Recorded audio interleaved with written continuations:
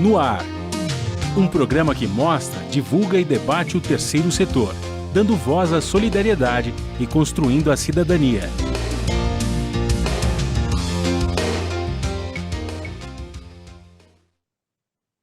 Bom dia, eu sou Joel Scali e começa agora o Observatório na Brasil Atual, um programa do Observatório do Terceiro Setor. No programa de hoje, vamos falar sobre mulheres muçulmanas e o preconceito na sociedade. O Objetivo de Desenvolvimento Sustentável 5 da Agenda 2030 da ONU tem como meta acabar com todas as formas de discriminação contra mulheres e meninas no mundo. Com o retorno do grupo fundamentalista Talibã ao poder no Afeganistão, o alcance dessa meta para as afegãs continua ameaçado. Para conversar sobre o assunto, nós vamos receber a Flávia Pasqualin, que é membro pesquisador no grupo de Antropologia em Contextos Islâmicos e Árabes, Graças, da Universidade de São Paulo. Ela é professora nas faculdades de Psicologia e Direito do Centro Universitário Barão de Mauá. A Soraya Misley, jornalista palestino-brasileira e mestre em doutoranda em assuntos árabes pela Universidade de São Paulo, articulista do portal Monitor do Oriente Médio e autora do livro Al-Nakiba, um estudo sobre a catástrofe palestina de 2017. A co-apresentação do programa é de Frank Valverde, que também trará os destaques do site do Observatório do Terceiro Setor. Você também vai conferir as notícias do mundo com o Lei da Letra, da Rádio ONU, direto de Lisboa. Bom dia, Franklin. Bom dia, Joel. Bom dia, Flávia. Bom dia, Soraya. E bom dia a você que está em sintonia aqui no Observatório na Brasil Atual. Qual é o destaque da semana, Franklin? Meu querido, olhando todo esse cenário que nós temos nesse Brasil, é a falta que faz um estadista nesse país, né? Ter presidente, mas não ter um estadista é um problema, né? Nós temos mais de 500 mil de mortos, né? Chegando a quase 600 mil pessoas vítimas da pandemia, e quem está no poder hoje, no principal posto da nação, na presidência da República, incentiva as pessoas a comprar rifle e não o quilo de feijão. Falta um estadista nesse país. Que tristeza, Joel. Lembrando que do início do governo Bolsonaro até agora, a última desgraça produzida por esse governo foi que o Brasil entrou no mapa da fome, Franklin. É verdade, a gente estava saindo aos poucos, já tinha saído, estávamos melhorando e voltamos, né? O Brasil engatou a marcha ré e está indo para trás cada vez mais. É terrível. Terminado esse governo, olha, o próximo que vier vai ter um trabalho árduo para tentar recuperar este país. Para sermos otimistas, a sociedade civil organizada tem que reagir a esse estado de coisas. Bom dia, Flávia, seja muito bem-vinda ao nosso programa. Bom dia, eu que agradeço a oportunidade. Soraya, seja muito bem-vinda ao nosso programa. Bom dia, muito obrigada e obrigada pela oportunidade. Bom dia, Flávia, bom dia, Franklin, bom dia, Joel. Após 20 anos de ocupação norte-americana e de forças da Organização do Tratado do Atlântico Norte, a OTAN, o Talibã voltou ao poder no Afeganistão, com a tomada da capital Cabul. Até o momento, o Talibã tem tentado passar uma imagem de moderado e alega que irá respeitar o direito das mulheres, desde que dentro das normas da lei islâmica, mas sem especificar como isso será feito. Bom, eu vou começar perguntando para você, Soraya, o que significa ser moderado e o que é esses direitos, né, da lei islâmica? Ok, obrigada pela sua pergunta. Existe muita confusão e muita desinformação em relação a essa questão. E isso tem a ver com uma ideologia que é difundida, que é para a colonização, e que a gente vê na grande mídia, nas mãos dos grandes capitalistas, e aí acaba que as pessoas ficam imaginando que lá é uma região uniforme, homogênea, todo mundo é igualzinho, não existe diversidade. Na verdade, como diz o intelectual palestino Eduardo Said, ele escreve sobre isso num livro chamado Orientalismo, a invenção do Oriente pelo Ocidente, que é um reavivamento dessa visão orientalista no século XVIII, já a partir da expansão colonial europeia. que inclui novas regiões. É um Oriente inventado de bárbaros não civilizados, afeitos à violência por natureza e que não podem se autogovernar. Ante um Ocidente de civilizados, racionais, lógicos, pacíficos. E a gente, então, essa é a ideia que se passa. E dentro disso é que surge a islamofobia também. O que a gente vai ver primeiro, que existe uma diferença e uma má interpretação do que seja o Islã. O Islã é uma religião monoteísta, uma das 3 religiões monoteístas, é a última, na verdade, das 3, cristianismo, judaísmo e islamismo. Ela traz muito das outras 2, inclusive, e ela avança. No século VII, por exemplo, ela garante coisas que ninguém sabe. Por exemplo, no século VII, ela vai garantir o direito à herança para as mulheres, o direito ao divórcio para as mulheres, inclusive as mulheres poderiam se divorciar se elas não tivessem prazer durante uma relação sexual. Então, essas questões são colocadas, a educação para as mulheres, a primeira palavra dita pelo profeta Muhammad é leia, então a educação sempre foi muito importante. E eu que sou de uma família de origem muçulmana, o meu pai sempre deu muito valor, ele tem 2 filhas mulheres, ele sempre deu muito valor para isso. Outra questão é que existe uma confusão e uma má interpretação em relação à religião islâmica, de que todas as mulheres têm que usar o véu, é obrigatório. E é uma recomendação dentro do Alcorão, que as mulheres usem o véu, não uma obrigatoriedade. E eu costumo dizer que a gente tem uma obsessão pelo véu, e isso antropólogas, como a antropóloga palestino-americana, desenvolve um trabalho muito bonito, que é As Mulheres Muçulmanas Precisam Ser Salvas. Ela tem um livro sobre isso, e ela fez um trabalho, inclusive no Afeganistão, mostrando que não, que essas mulheres não precisam ser salvas, elas têm um feminismo anticolonial, que se defronta contra a colonização e os ocupantes historicamente, contra a opressão machista, e o que elas precisam é de apoio nas suas próprias lutas, nas suas próprias demandas. Elas não precisam ser salvas. Esse salvamento é o que leva o imperialismo a invadir esses países e a deixá-los devastados, como a gente viu durante 20 anos pelo imperialismo americano e aliados no Afeganistão. Então, há muita confusão em relação a isso. Essa questão de acordo com a lei islâmica, no caso do Talibã, é muito problemática, porque o Talibã faz uma interpretação equivocada do que é o Islã.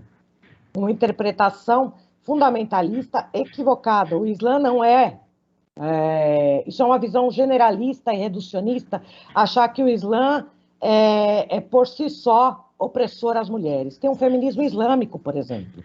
Ou seja, um importante esclarecimento seu é que o Talibã ele não revela a essência do que é o Islã. Agora eu quero ouvir a Flávia. Flávia, okay. Nós ouvimos um relato da Soraya, muito importante, e de início a gente já percebeu que tem uma visão bem distorcida, né, da realidade, do que acontece no Oriente Médio. Se você me permitir só mais um segundinho, desculpa, Joel, só para complementar, é que as pessoas têm uma visão errada de que houve avanços das mulheres durante o período dos Estados Unidos. Parece que então é legal o imperialismo invadir os países. Soraya, isso não é verdade. Ao longo do programa você vai dar vários esclarecimentos, você está aqui para isso. Agora eu quero ouvir a Flávia. Bom dia. Bom, total acordo com a Soraya, né?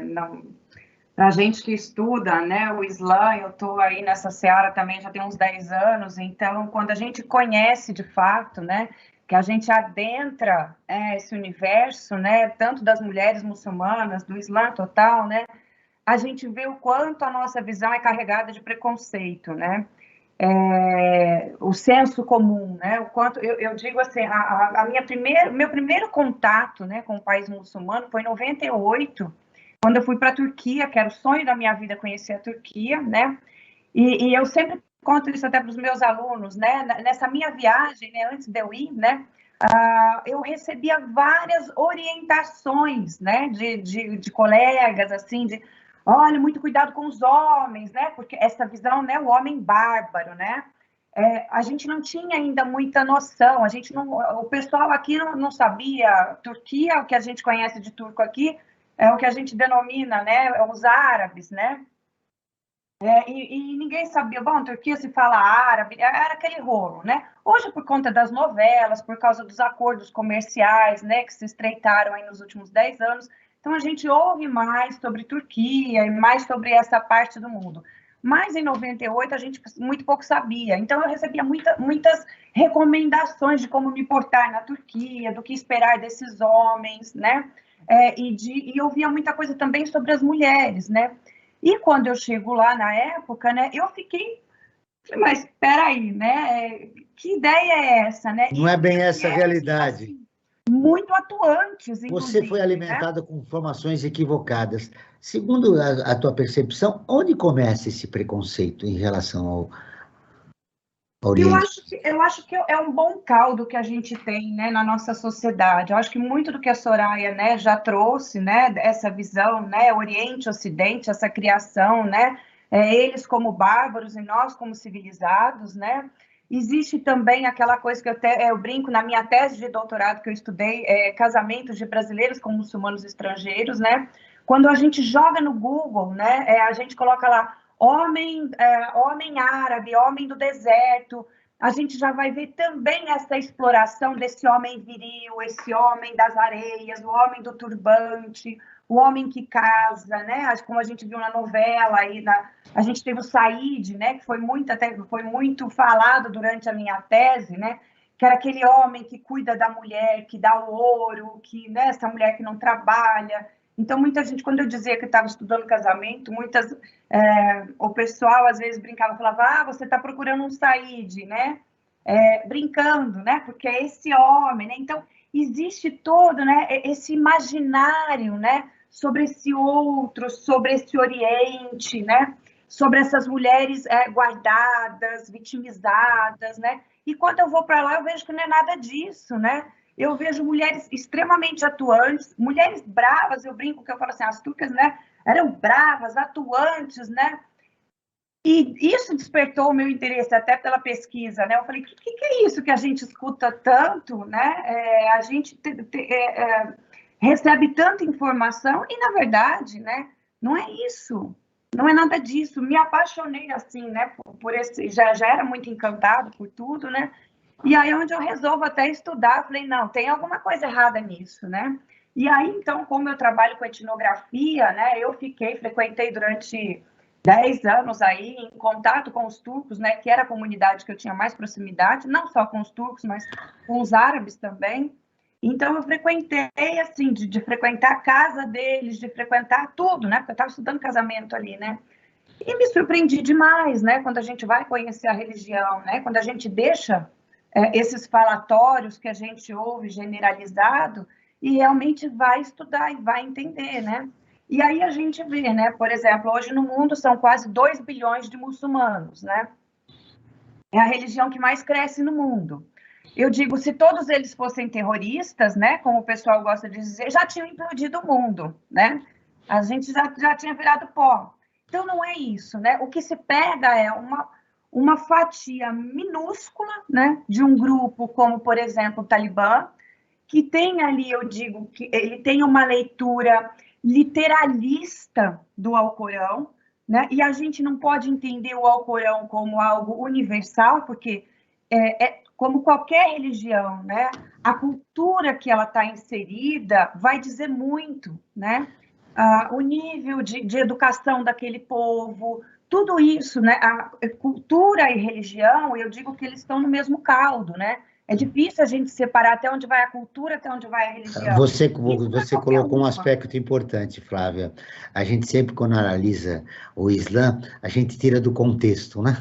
E aí, claro, é aí que vem uma das principais distorções. Agora nós vamos ouvir a Rádio ONU, parceira de conteúdo do Observatório do Terceiro Setor, com a reportagem. Unicef. 10 milhões de crianças no Afeganistão precisam de ajuda para sobreviver. A Leda Letra, de Lisboa, tem as informações. Segundo a diretora executiva do Fundo das Nações Unidas para a Infância, Unicef, 10 milhões de crianças no Afeganistão precisam receber assistência humanitária para sobreviver.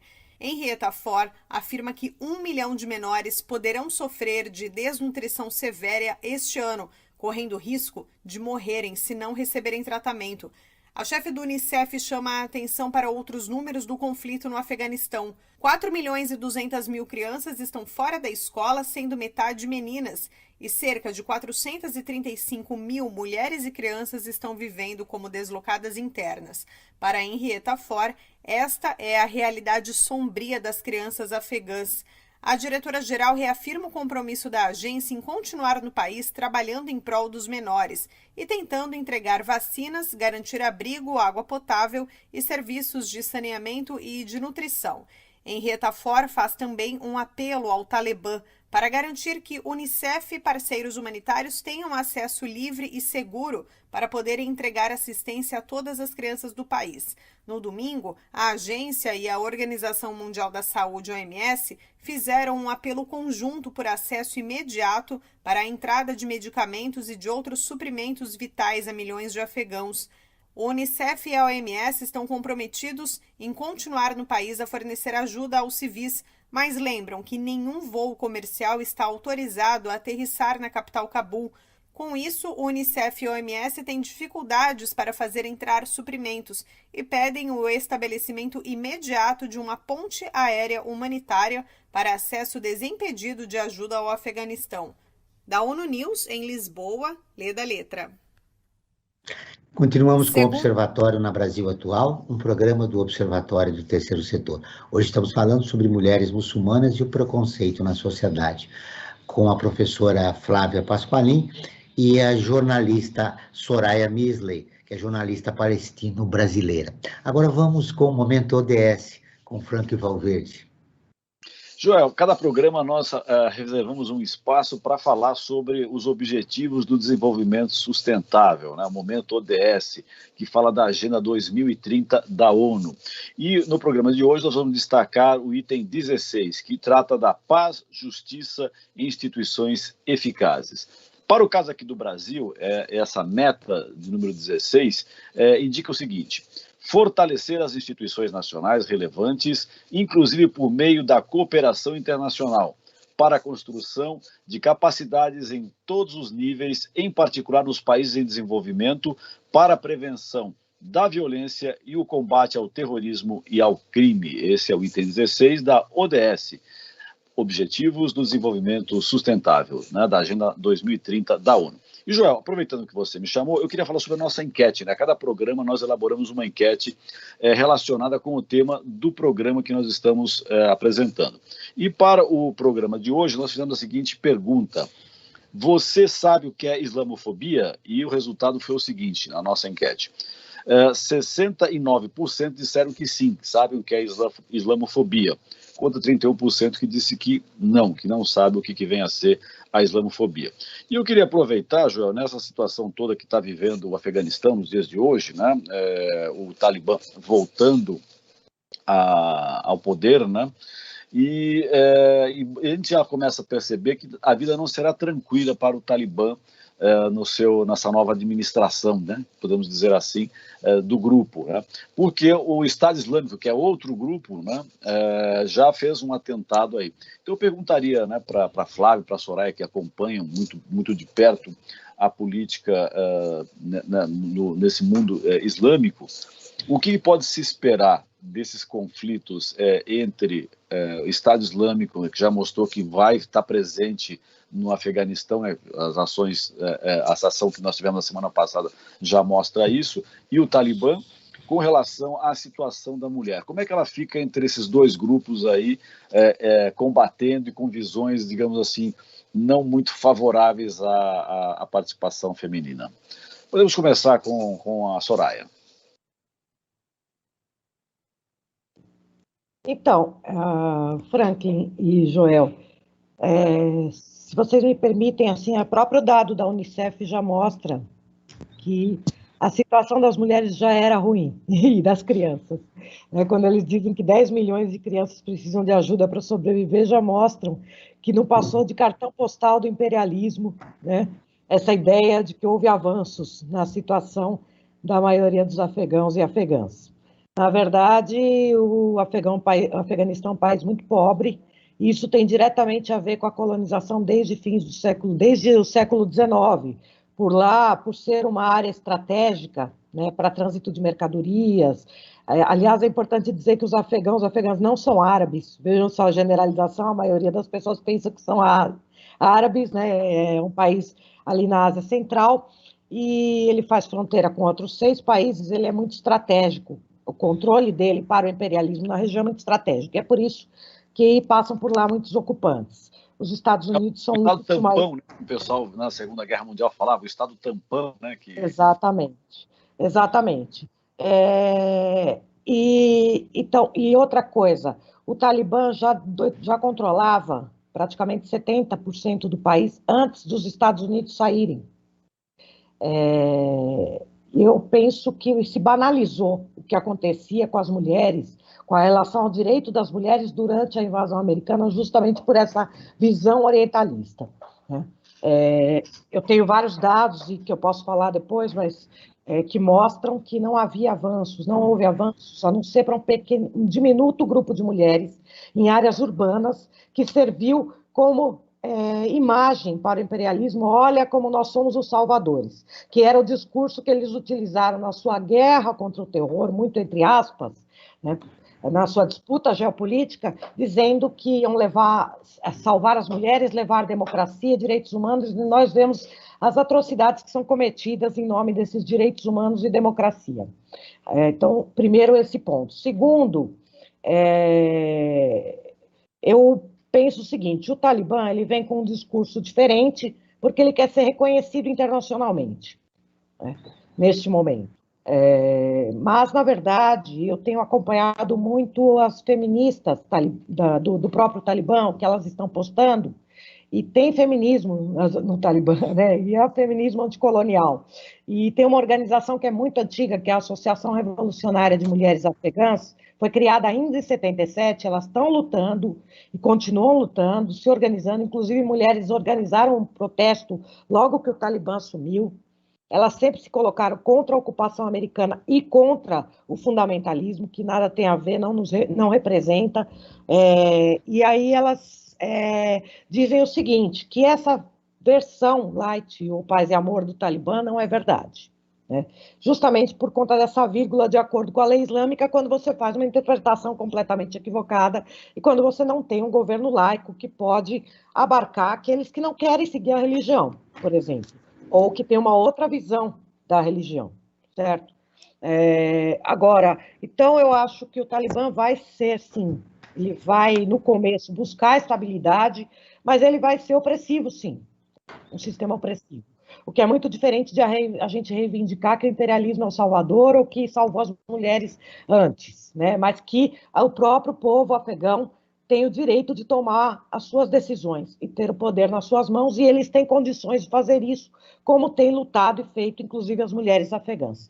Em relação a essa questão do Estado Islâmico, o Estado Islâmico, então, é uma minoria também, né, dentro dessa ideia aí. A gente viu o que aconteceu no aeroporto, e eu acho que essa disputa não é entre o Talibã e o Estado Islâmico necessariamente.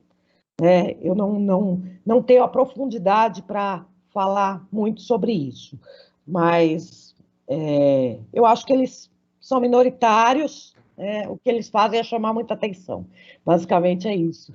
Flávia, sua visão sobre o assunto. Eu acho assim, o Talibã ele nunca desapareceu, né? Durante esses 20 anos de ocupação dos Estados Unidos, né? Eles saem, né, das áreas mais urbanas, né? E ele vai para o interior desse país, né? Então lá ele continua existindo, né? E como a Soraya coloca, né? E quando a gente fala de mulheres, da mesma como a gente fala de Islã, né? Que Islã é esse, né? De que país a gente está falando, de que local, de que cultura. E quando a gente diz também mulheres muçulmanas, né? A gente não pode colocar tudo no mesmo balaio, né? Existem essas mulheres que são de uma região mais urbana, né? E existem as mulheres que viviam, que continuaram vivendo nessas aldeias. O Afeganistão é um país, acho que quase que 80% rural, né? Então, a grande maioria da sua população não está nas regiões urbanizadas, né? Então, essa população, essas mulheres, muito pouco mudou com os Estados Unidos lá ou não, né? Elas continuaram ali na toada da vida delas, né? E existem muitos grupos, né? O Afeganistão, ele é formado por 4 etnias, né? Existem muitas brigas internas ali entre eles, né? De reconhecimento de poder. Isso nunca foi unânime, né? Nem com os Estados Unidos. Bom, acho que a prova maior é que, né, os Estados Unidos saem e em 3 dias eles estão lá atuando e tomando todas as cidades. Quer dizer, esse Talibã estava vivíssimo, né? Ele não ressuscita, né? Em 3 dias, aí, em 1 mês que os Estados Unidos está saindo. Ele já estava ali atuando, né? Então, a vida dessas mulheres no interior muito pouco mudou, mesmo porque muito pouco foi feito também pelos Estados Unidos, né?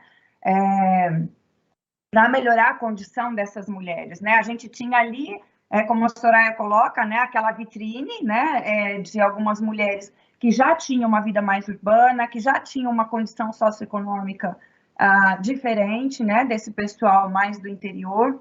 Então, assim, há dados até, né, por exemplo, tem especialistas aí na área de relações internacionais que dizem que as mulheres, né, com uma condição de vida melhor, uma classe média, que tinham condições, já estavam saindo, deixando o Afeganistão, já tem aí 1 ano, porque já imaginavam o que viria, o que estava para acontecer, né? Então, não é muita surpresa tudo isso, né? O que está acontecendo agora, né?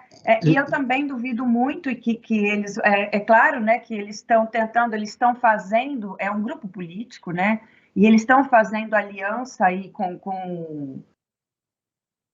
esses pequenos clãs aí que existem, né, dentro do próprio país, e é claro que dizer, né, para conseguir uma certa governabilidade, né? Exatamente, para Agora, tentar você ter fala uma uma coisa certa importante. governabilidade, né? Durante 1996 e 2001, o Talibã adotou uma visão extremamente rigorosa da lei islâmica. Aliás, a Soraya tocou nesse assunto, impondo restrições de locomoção, estudo e trabalho para as mulheres. Agora, qual é a sua expectativa? O que vem agora? Eu não acredito que vá haver muita mudança, porque, né, é um grupo que ele tem uma interpretação literalista do que está escrito, né? Então, eu acho muito difícil que isso vai se mudar, né? Essa consciência não vai mudar, eu acredito, né? É claro que agora tem um discurso, né, fazendo essa mediação, né? Mas eu acho que muito pouco vai mudar, porque essa é a interpretação que eles têm, né? Que vai diferir aí, né? Inclusive a própria essa interpretação que eles têm, né? Dentro do Islã, a gente tem as escolas, né, de interpretação, né? São 4 escolas suni e uma escola xiita, né? E isso vai mudar um pouco essa interpretação do Alcorão. E a escola que o Talibã, né? Essa interpretação que eles fazem é algo que está fora de qualquer uma delas, entendeu? Então, a gente está falando de uma exceção, né? Essa interpretação que eles têm do Alcorão é uma exceção. E aí, né, se divulga essa questão de que se toma, né, essa palavrinha Sharia, né? É porque eles querem estabelecer a Sharia, né? Bom, qualquer muçulmano segue a Sharia, né? A Sharia significa caminho, né? É o caminho para Deus, né? O que é a Sharia, né? É o Alcorão e os hadiths do profeta, né? São os dizeres do profeta e a vida que ele levou, né? Então, qualquer muçulmano segue Sharia, né? Quem for um muçulmano praticante, ele vai seguir. Então, essa coisa de que eles querem implementar a Sharia. Não é isso. Eles querem implementar uma visão literalista e estreita do que eles acreditam, né? E isso é uma minoria da minoria da minoria, né? Não segue os demais, né? Inclusive, eles são contraditórios, né?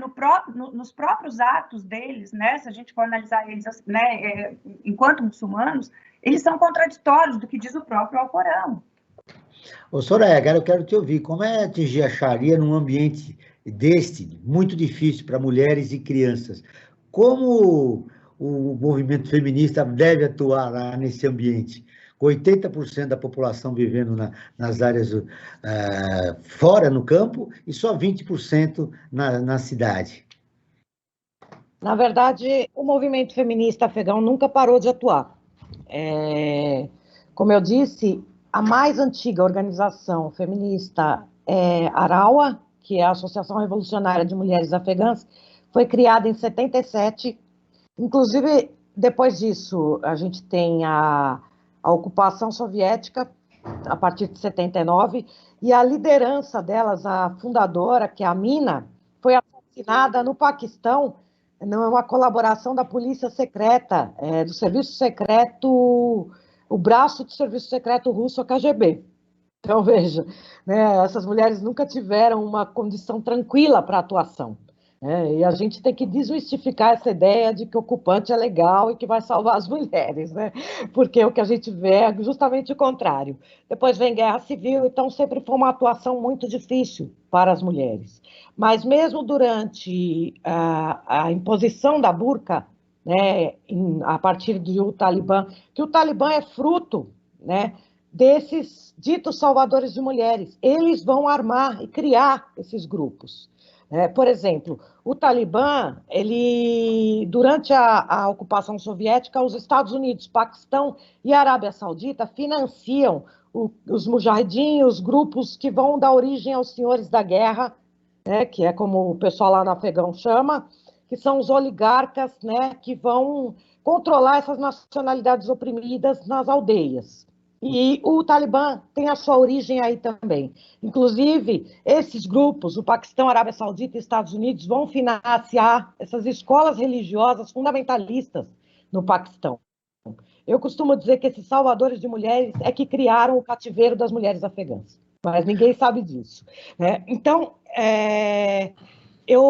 eu queria dizer isso, que primeiro, essas mulheres nunca pararam de atuar, há organizações feministas, e durante o período do Talibã, do governo do Talibã, de 96 a 2001, em que ele impôs a burca, elas usavam a burca contra a burca, porque elas não queriam usar a burca. Usar a burca não foi o Talibã que inventou, né? Na etnia Pashtun já tinha antes 2%, mas eram só 2% de mulheres minoritárias que usavam a burca como uma cultura, um costume. Se a mulher quiser usar a burca, é um direito dela, eu apoio e respeito. O que não pode é a imposição, né? A gente não pode impor a vestimenta a nenhuma mulher ou achar que o véu é o problema, porque tem mulheres que lutam pelo direito de usar o véu. Você usa burca? Quê? Você usa burca? Eu não sou afegã. Mas é muçulmana. Eu tampouco sou religiosa. Ah, você não é religiosa. Não, e se eu talvez estivesse no Afeganistão, eu usaria o que eu acho lindíssimo nas aldeias, né, entre as pashtuns, que é como uma vestimenta indiana, né, que é um lenço mais solto, colorido, e como as mulheres no Afeganistão, a maioria utilizava. Agora, essas mulheres feministas usavam a burca contra a burca. Como? Elas usavam a burca para levar informação para outras mulheres, documentação e comprovar e elevar a consciência. E hoje elas dizem que as mulheres estão com a consciência muito mais avançada, inclusive nessas aldeias. Essa questão que você colocou, se eu uso a burca, como eu respondi para você, eu não sou afegã. Não, né? não é afegã, mas é muçulmano, não é? Não sou Então, muçulmana. também não. Minha Religiosa. família é muçulmana. A família é. Muçulmana. E não houve imposição para você usar a burca? Não existe entre os árabes a burca, né? Entre os palestinos, a minha família é palestina, não existe. A burca não é uma coisa muçulmana, é de uma etnia, né? Para começar assim, não é muçulmana, não é um costume islâmico. É importante você esclarecer isso. Tem vários tipos de véus, né? Também. As pessoas não sabem, mas tem vários tipos de véus. Eu sou de origem muçulmana, eu não sou religiosa, não quer dizer que eu não tenha a minha origem muçulmana, né? Agora, eu tenho a lição do que é o islamismo desde criança. E o islamismo, como meu pai me ensinou, que teve 2 filhas, é a religião da generosidade, da justiça social, da igualdade e do respeito à mulher. Isso é muito importante. E a minha mãe nunca usou véu. Minha mãe é muçulmana. Mas se ela quisesse usar o véu, era um direito dela usar o véu. É isso que eu estou dizendo. Tem mulheres que lutam pelo direito de usar o véu. Por exemplo, eu estive na Tunísia E na Tunísia, eu estive em 2013, havia uma recomendação, porque a Tunísia tem uma forte herança por conta da colonização agressiva francesa, de proibir as mulheres de usar o véu na universidade. E elas fizeram um movimento pelo direito de usar o véu. Sabe? Então, a gente vai decidir como as mulheres devem se vestir em qualquer parte do mundo. Essa é uma visão equivocada. Né? Tem uma questão cultural também, tem uma questão de as mulheres que querem usar o véu ou não querem. Quem tem que decidir isso são as mulheres. A gente tem que abrir mão dessa obsessão de achar que o problema é o véu ou a vestimenta da mulher. O problema é a imposição. Isso. Mas os coletivos feministas aqui no Ocidente têm também expressam uma visão equivocada, né, do que acontece, por exemplo, lá no Afeganistão. Como sensibilizar esse feminismo ocidental a respeito do que você está falando? Eu acho que nós ocidentais, né, a gente precisa, eu acho que existe uma ideia errada, né, de que nós temos que dar voz a essas mulheres, né? Essas mulheres têm voz, né? Como a Soraya trouxe para a gente, né? Essas mulheres nunca se calaram, né? Elas estão atuando da forma como elas podem, com os recursos que elas têm, né? Elas estão produzindo, né? Elas estão brigando, elas estão falando, elas estão lutando pelos seus direitos, né? No Afeganistão, no Brasil, em todos os lugares, né? Então, eu acho que o que a gente tem que fazer é dar escuta, né? Escutar, primeiramente, o que essas mulheres... Elas querem usar véu, né? Como a Soraya trouxe aqui na Tunísia, na Turquia também teve, né? Se não me engano, acho que foi próximo do ano 2000, né? O governo proibiu que as estudantes fossem para as escolas com véu, né? E elas fizeram um protesto de que, não, a gente quer usar o véu é um símbolo religioso, né? Tem um significado religioso para elas, né? Então, assim, os próprios maridos não falam nada se a esposa deve usar ou não, pelo menos todos que ali que tiveram comigo durante a minha tese, né? Egípcios, turcos, ninguém fala nada, é uma prescrição religiosa, né? Que você vai usar se você quiser ou não, né? Conforme você... Então, tem mulheres, às vezes, que passam 40, 50 anos sem usar o véu, e chega numa determinada idade, ela diz, não, eu acho que agora sim, eu vou usar o véu, eu estou pronta, né? Então, elas que escolhem, não são maridos que vão dizer, né, minha esposa tem que usar ou não, porque é entre ela e a religião, né? Então, quando a gente tem essa visão, e às vezes, né, os ocidentais ficam muito preocupados com essa questão da vestimenta, né? Como se a vestimenta fosse o grande problema, né, das mulheres. O grande problema é a visão equivocada que nós temos, que é uma visão que expressa uma visão colonialista, né? A respeito Exatamente, né? E tanto essa visão, né, que a gente tem, né, de que a gente vai salvar o mundo, a gente vai salvar essas mulheres, né, coitadinhas delas, né? Nós vivemos num país extremamente violento para as mulheres, que é o Brasil, né? Nós temos Lei Maria da Penha, nós temos cerca acho que de 20 leis aí tentando garantir direitos de mulheres no Brasil, né? Nós temos 500 mulheres vítimas de abuso, né, por hora no Brasil. Então, olha a nossa situação, né? Eu acho que a questão das mulheres é um problema mundial, né? Não é problema do Afeganistão, não é problema de sociedades muçulmanas, sabe? Eu acho que é muito isso que a gente precisa ter em mente, né? É um problema geral, né? E as mulheres precisam de serem escutadas, né? Nas suas reivindicações, né? Claro que a condição dessas mulheres não é fácil, né? Imagino, né? O quanto devem sofrer, né? E o quanto devem passar, o quanto lutam e tudo mais. Mas eu acho que se a mulher está nessa luta, né, ou lá ou aqui, a gente está sempre enfrentando as nossas batalhas, né? Deixa eu fazer um convite agora, Flávia, para os nossos ouvintes. Você quer ficar informado sobre projetos, causas sociais e direitos humanos? Siga o Observatório do Terceiro Setor nas redes sociais e acompanhe informações do Brasil e do mundo. No Instagram é @Observatório 3 Setor, no Facebook é facebook.com/Observatório 3 Setor. Nossos programas de rádio também estão disponíveis no canal do Observatório no YouTube. Lá também você encontra entrevistas e quadros de como você sabia e você conhece, que mostram aspectos ignorados da história e refletem sobre a sociedade brasileira. Você também pode assistir lives realizadas pelo Observatório todas as quinta-feiras, às 17 horas, no YouTube. Nesta quinta-feira, hoje, dia 2 de setembro, nós teremos a live com a professora Marina Penchilivanes, que é idealizadora da plataforma de educação para gentileza e generosidade.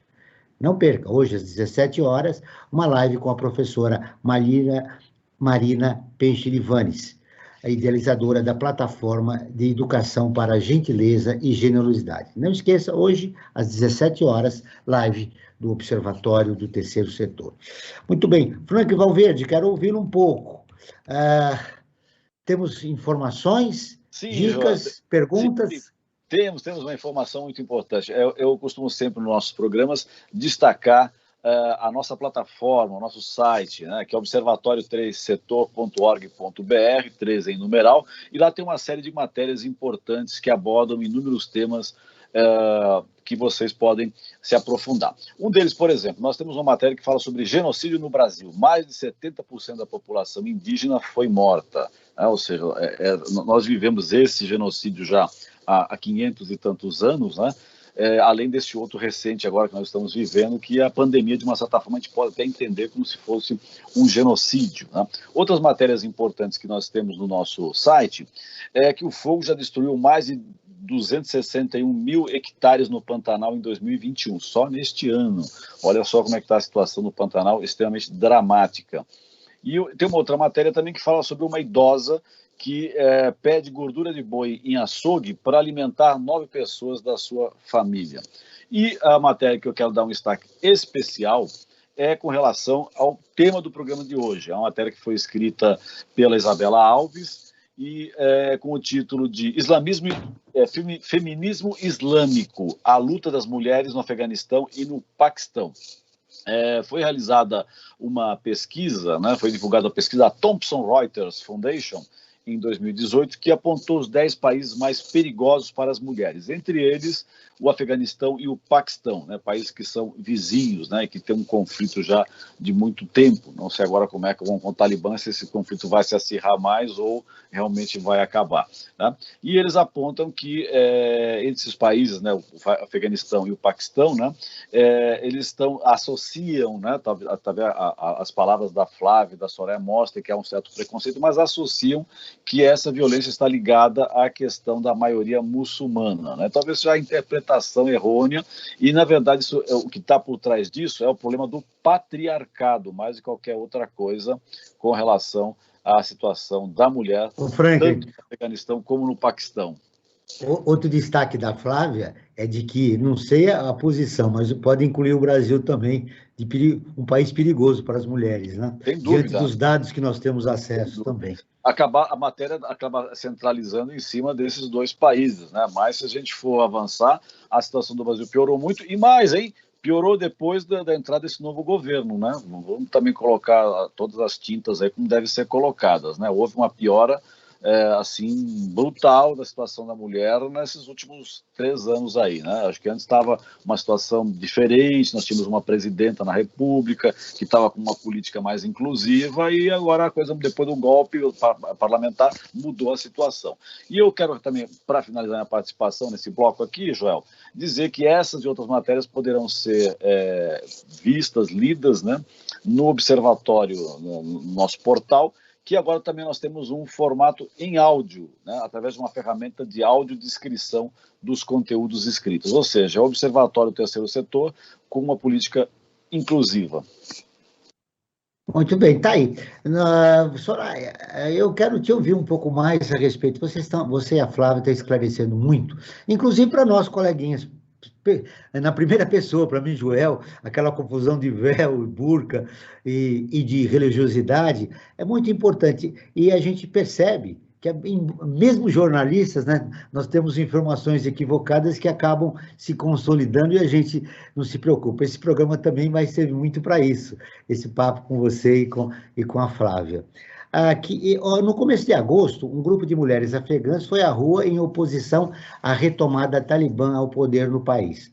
Somos mulheres, queremos nossos direitos, segurança, educação e participação política, declararam as manifestantes com cartazes. Elas repetiram seus pedidos em frente a um comboio do grupo extremista. O vídeo mostra que o momento foi compartilhado por uma jornalista afegã. As mulheres afegãs precisam ser salvas? Né? Você começou a sua participação no programa dizendo, olha, a visão colonialista que nós temos de lá, elas precisam ser salvas? Quais são os perigos reais que elas sofrem? E o que está acontecendo de verdade em relação à mulher afegã no momento? Não, as mulheres afegãs não precisam ser salvas. De fato, elas no primeiro dia já saíram em protesto e elas mesmas estão dizendo que, como eu coloquei, houve um avanço na consciência e que elas vão seguir na sua luta de forma clandestina, tomando os cuidados com a sua própria segurança, mas vão seguir na sua luta e que a luta delas sempre foi contra o imperialismo, contra a ocupação imperialista e contra essa visão fundamentalista equivocada. Então, elas não precisam ser salvas. Elas precisam que a gente apoie, como foi falado pela Flávia, né? A gente abra mão dessa visão colonial, nesse pensamento colonial, né, de que é até uma ideia de superioridade, né, que a gente tem, e que a gente precisa abrir mão disso. E ver quais são as suas demandas e reivindicar que elas tenham o direito a decidir sobre sobre os seus corpos, sobre o seu destino, assim como toda a população afegã. Essa associação de mulheres que eu estava colocando diz que a maioria da população não se sente representada pelo Talibã, né? E a situação das mulheres realmente é uma situação dramática que, como eu coloquei, não melhorou durante a ocupação americana.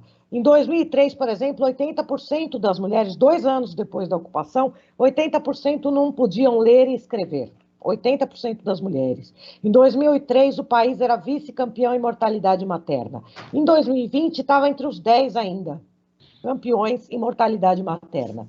Então, isso já revela que não houve avanços significativos. Essa organização de mulheres que eu coloco, ela denuncia que o que se fez foi isso que eu coloquei, para manter a sua imagem de salvador das mulheres. Algumas poucas mulheres passaram a ter assento nos parlamentos e algumas ONGs receberam financiamento e, né, entre essas mulheres são aquelas que nós vemos como cartaz de que houve melhoras, né? Então, no geral, existe uma luta que as mulheres seguem travando e que seria muito bom que a gente que essas mulheres realmente pudessem travar essa luta sem essa eterna ameaça de ocupação imperialista.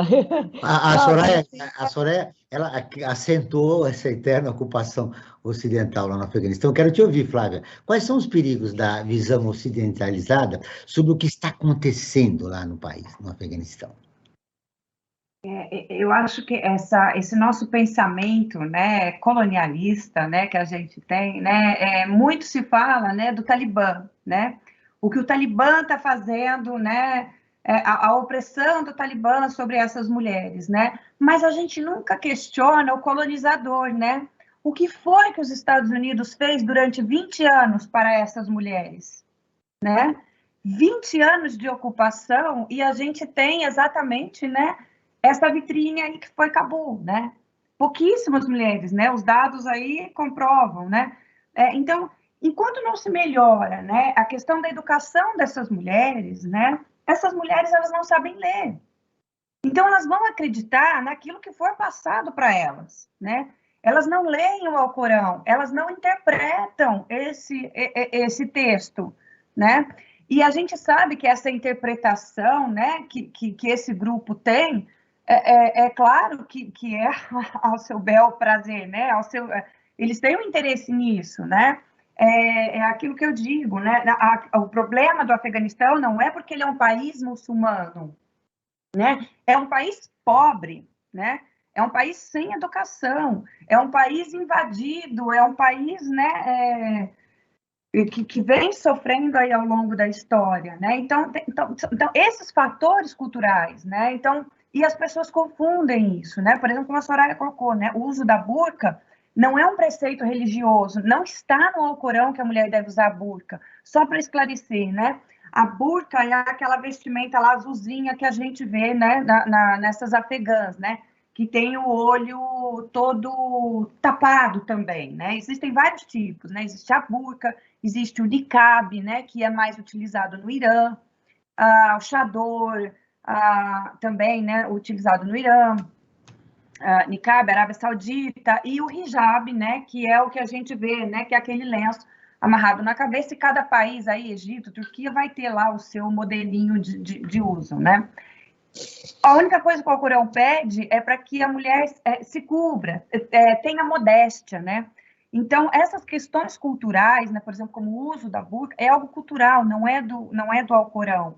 Então, enquanto as pessoas, né, enquanto essas mulheres, elas não puderem ler, elas não puderem ter a sua própria leitura do Alcorão, a sua interpretação, elas vão acreditar naquilo, né, que vai ser passado para elas, né? E é claro que vai vir, né, com toda esse patriarcado que existe, né, essa leitura, né, machista, né, sobre o Alcorão. E quando a gente vai ler, eu, por exemplo, a parte, né, sobre casamentos lá no Alcorão, ele de trás para frente, as mulheres são cheias de direitos, né, cheia de direitos, né. E eu até cito, assim, foi muito mais fácil eu encontrar abertura para falar sobre sexo no casamento com sheiks, né, muçulmanos, né, do que com outras religiões que eu procurei para falar.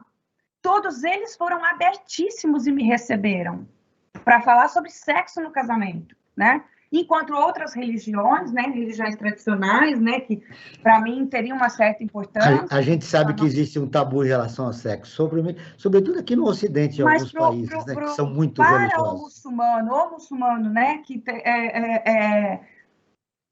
tem estudo, que tem essa leitura, que tem essa interpretação do Alcorão, e lê o que está realmente escrito ali, né? Ele não vai ter essa ideia. Que coisa interessante que você está trazendo na entrevista de hoje. Muito importante. Nós estamos caminhando para o final. A conversa com vocês foi muito boa, mas está fechando o programa. Eu preciso dar 30 segundos para o Frank, dar seu destaque final. Ele também tem um recadinho a respeito da campanha, não é isso? Do Observatório, que a campanha é Observatório em Movimento, não é isso, Frank? Verdade, é verdade. Já estamos a 5 minutos, então, rapidamente, eu quero falar que nós temos a campanha Observatório em Movimento, que tem o objetivo de coletar informações, ouvir especialistas das mais variadas áreas do conhecimento, para falar um pouco sobre o viver a pandemia e o pós-pandemia, porque com certeza, depois dessa pandemia, o mundo será totalmente diferente do que nós estamos vivendo durante esta pandemia e do que era antes da existência dessa pandemia. E também quero fazer um convite a todos e a todas que conheçam uma nova ferramenta que nós temos no nosso site, que é o Apoio Terceiro Setor, uma plataforma online de financiamento coletivo para organizações da sociedade civil com projetos em diversas áreas.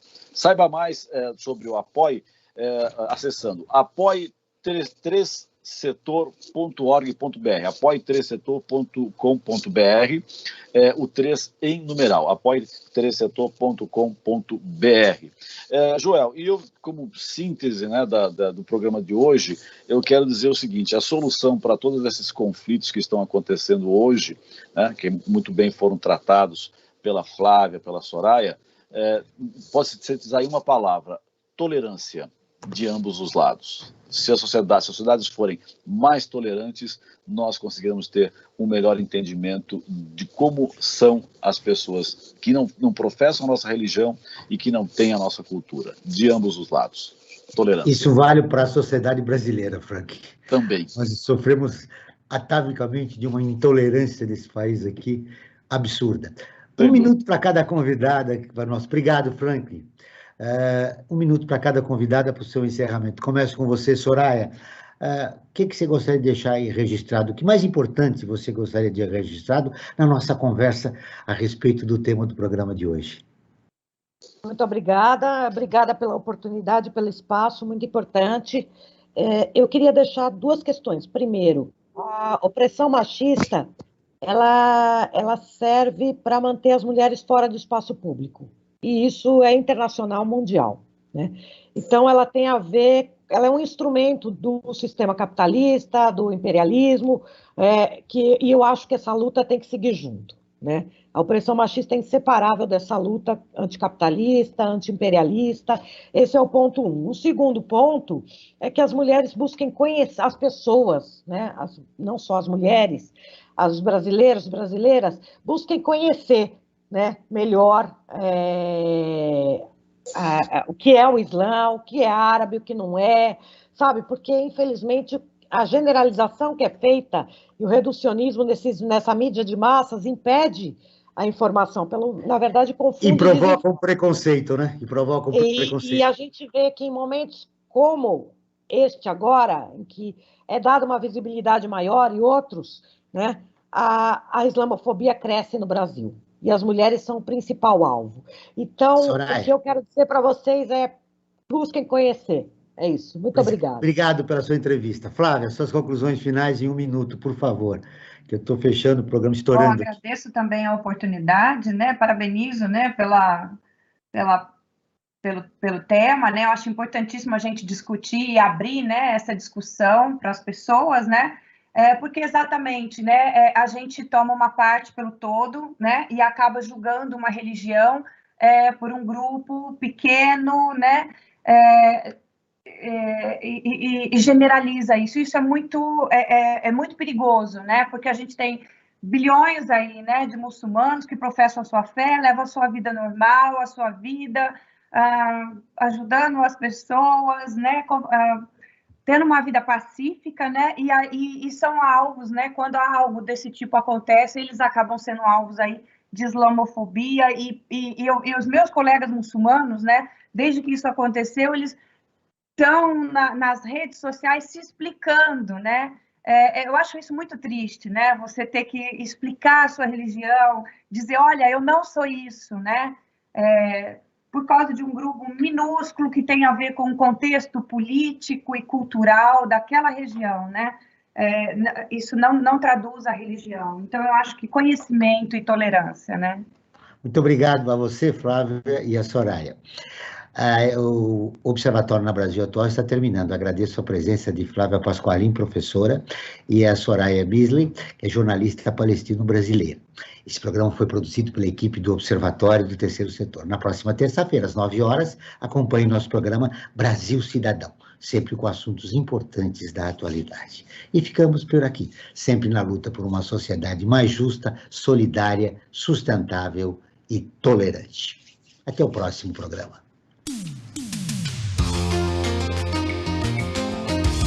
Você ouviu na Brasil Atual mais uma edição do Observatório do Terceiro Setor, sempre na luta por uma sociedade mais justa, solidária, sustentável e tolerante. Observatório do Terceiro Setor, o olhar da cidadania.